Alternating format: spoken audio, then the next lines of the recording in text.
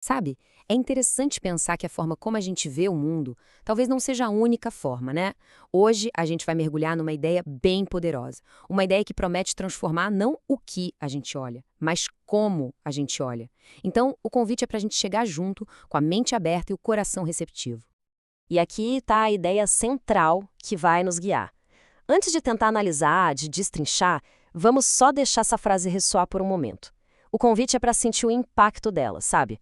Antes mesmo de tentar entender com a cabeça.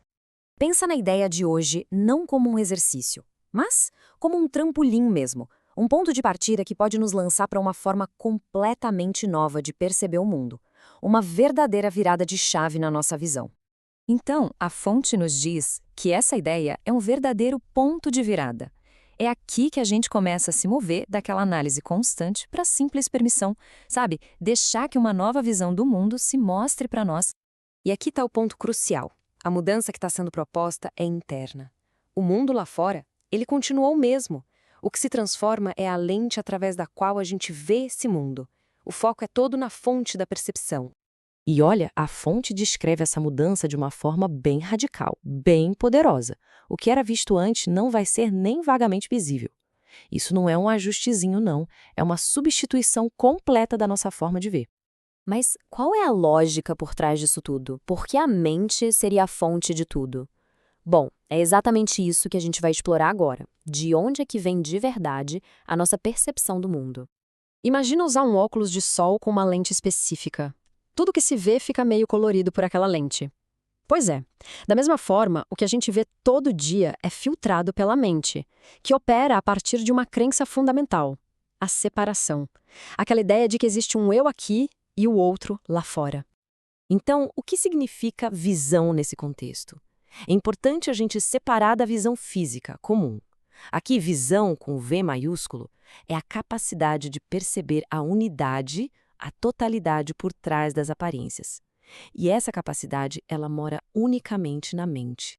E essa pergunta nos leva a uma conclusão, que é meio inevitável. Se a gente aceita que a visão vem da mente e que Deus está na mente, então a resposta fica clara, né?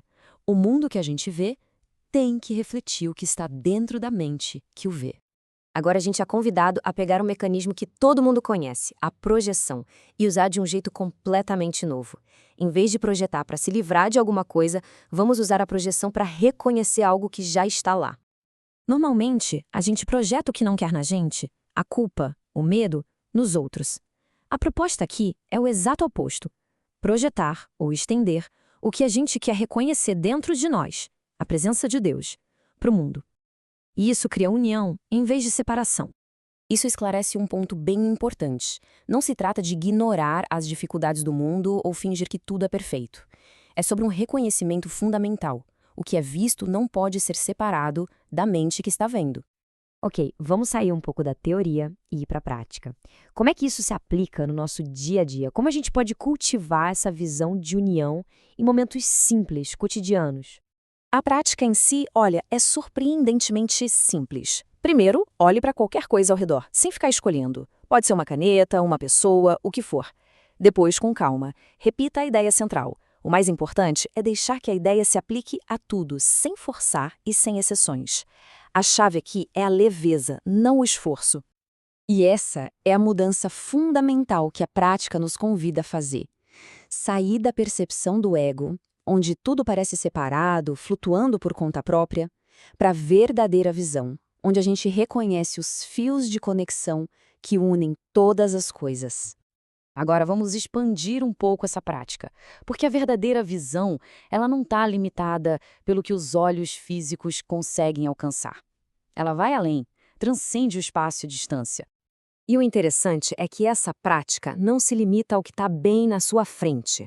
Pode ser aplicada a coisas que estão longe, a pessoas em quem se pensa, até a memórias. E por que isso funciona? Ué, porque se a visão vem da mente, e a mente não está limitada pelo espaço, então a nossa visão também não está. A fonte também destaca a importância de praticar com os olhos fechados. Pode parecer um pouco contraintuitivo para uma lição sobre ver, né? Mas tem uma razão fundamental para isso, que a gente vai ver logo em seguida. E aqui está o porquê. Praticar de olhos fechados reforça a ideia central. A visão verdadeira não é uma função sensorial. É uma faculdade da mente. Quando a gente fecha os olhos, a dependência dos sentidos físicos diminui e a consciência se volta para sua verdadeira fonte. Pra gente ir fechando, vamos mudar o foco do fazer pro permitir. Essa não é uma lição sobre esforço, sobre luta. É, na verdade, um convite à disponibilidade e ao descanso. O ponto principal é este. A gente não precisa lutar por essa nova percepção. O convite é apenas para estarmos abertos, para criar um espaço e permitir que a ideia trabalhe através de nós, em vez de tentar fazer tudo acontecer por conta própria. E essa é uma perspectiva bem libertadora. Em vez de carregar o peso de ter que mudar o mundo, a lição sugere que a única coisa que precisa de ajuste é a nossa interpretação. A mudança de percepção. Essa é a verdadeira solução. E assim, a gente retorna ao início. Que essa ideia ressoe ao longo do dia. Não como uma tarefa, mas como um lembrete gentil, um lugar de descanso para a mente. O convite é para permitir que essa verdade simplesmente se revele, momento a momento.